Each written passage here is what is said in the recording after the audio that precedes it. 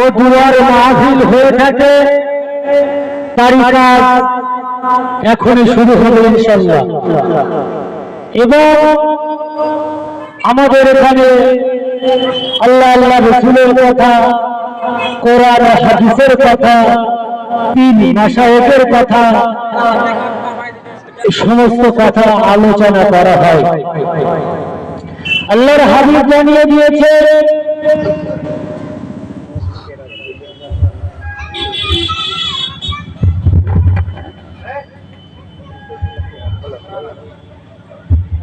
আল্লাহর হাবিব বলেছে, যেখানে আল্লাহ আল্লাহ রাসূলের কথা হয় ওটা হলো জান্নাতের বাগান। ওই বাগানে আসলে, ওই বাগানে বসে কিছু সুয়াব হয়ে থাকে। যারা বাড়িতে এখানে ওখানে ঘোরাঘুরি করছে, মেহেরবানি করে সকলকে অনুরোধ করব, আপনারা পবিত্রতম মাহফিলে চলে আসুন। আউযু বিল্লাহি মিনাশ শাইতানির রাজীম।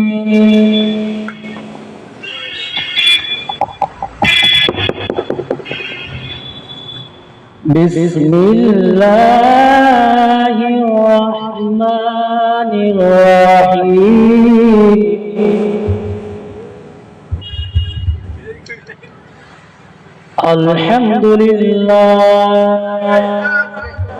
আলহামদুলিল্লাহি নাহমাদুহু ওয়া নাস্তাঈনুহু ওয়া নাস্তাগফিরুহু ওয়া নু'মিনু বিহি ওয়া নাতাওয়াক্কালু আলাইহি ওয়া নাউযু বিল্লাহি মিন শুরুরি আনফুসিনা ওয়া মিন সাইয়্যাতি আমালিনা। من يهده الله فلا مضل له ومن يضلل الله فلا هادي له ونشهد أن لا إله إلا الله وحده لا شريك له واشهد ان سيدنا وحبيبنا ومولانا محمدا عبده ورسوله صلى الله تعالى عليه وسلم. قال الله تعالى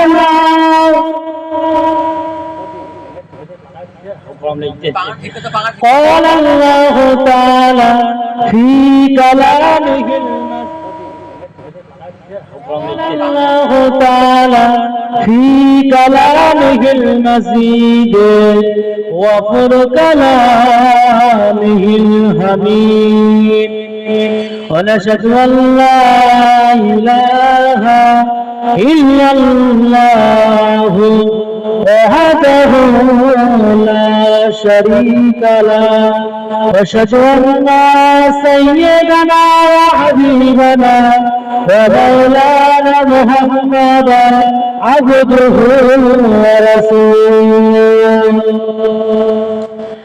الذي أرسل بالحق بشيرا ونذيرا وداعيا إلى الله بإذنه وسراجا منيرا. وقال النبي صلى الله عليه وسلم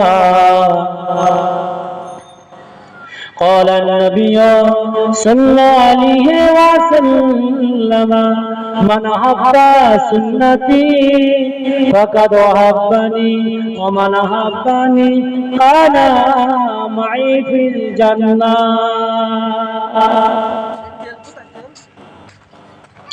وقال الله تعالى في كلامه المزيد وفرقانه মিহিল হামিদ ইন্নাল্লাহা ওয়া মালাইকাতাহু ইউসাল্লুনা আলান নবী ইয়া আইয়ুহাল্লাযীনা আমানু صلوا عليه وسلموا تسليما درود اللهم صل على سيدنا مولانا محمد وعلى آل سيدنا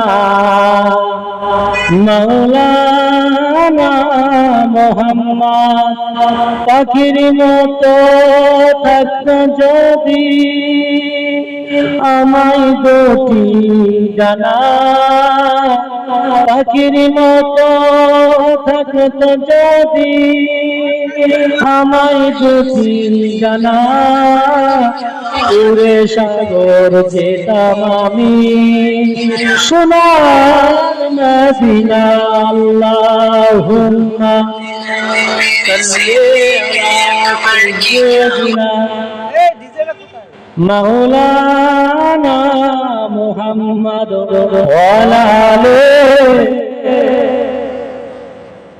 একটু কালেমার জিকির লা ইলাহা ইল্লাল্লাহ লা ইলাহা ইল্লাল্লাহ লা ইলাহা ইল্লাল্লাহ মুহাম্মাদুর রাসূলুল্লাহ আসমানের মালিক যিনি আল্লাহ জমিনের মালিক মহান আল্লাহ পাক রব্বুল আলামিনের দরবারে শুকরিয়া যিনি আমাকে আপনাকে এই পবিত্রতম ইসালে সওয়াব ওই মাহফিলে আসার এবং বসার মতো তৌফিক দান করেছেন সেই মহান সাইয়্যিদ কাদির আল্লাহ পাকের দরবারে শুকরিয়া স্বরূপ সকলে বলি আলহামদুলিল্লাহ।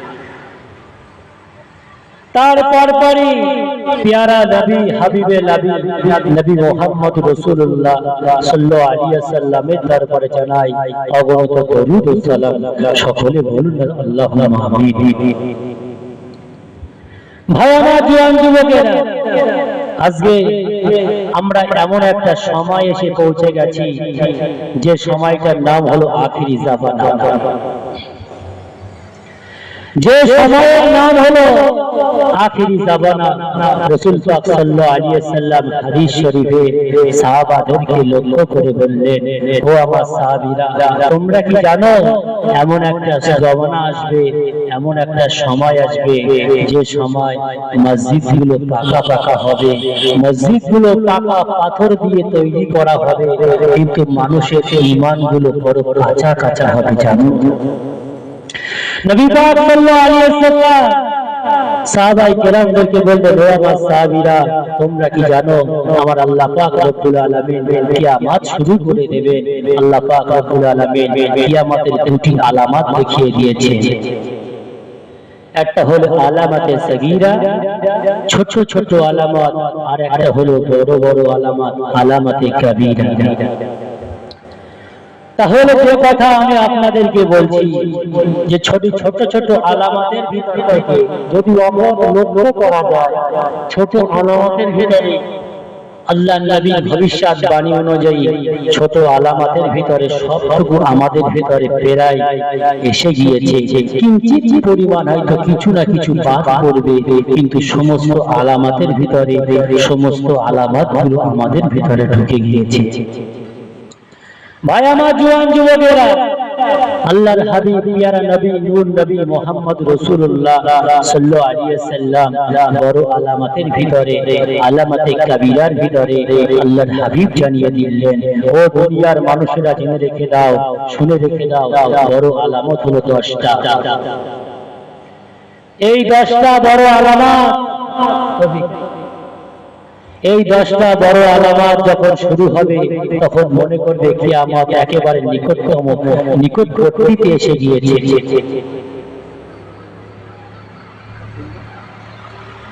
যখন এই বড় 10টা আলামতের ভিতরে যখন আলামত তোমরা দেখতে পাবে, তখন মনে করবে কিয়ামত একেবারে নিকটবর্তী এসে গেছে, কিয়ামতের আর কোনো নিশানা তোমাদের ভিতরে বাদ নাই।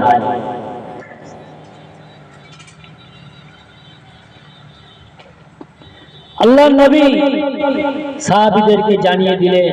আল্লাহ নবী সাহাবা হযরত আবু হুযায়ফা রাদিয়াল্লাহু তাআলা এক সময় মসজিদ, এক সময় একত্রিত গুটি কয়েক সাহাবীদেরকে নিয়ে আলাপ আলোচনা করছিলেন। সেই সময় হঠাৎ রাস্তার পাশ দিয়ে দয়ার নবী মুহাম্মদুর রাসূলুল্লাহ সাল্লাল্লাহু আলাইহি ওয়াসাল্লাম যাচ্ছিলেন। নবী আমার সেই সময় সাহাবীদেরকে বললেন, ও আমার সাহাবীরা, তোমরা কি বিষয়ে আলাপ আলোচনা করছিলে? আমি রাসূলুল্লাহ, আমাকে একটু বলো, আমি রাসূল একটু শুনবো।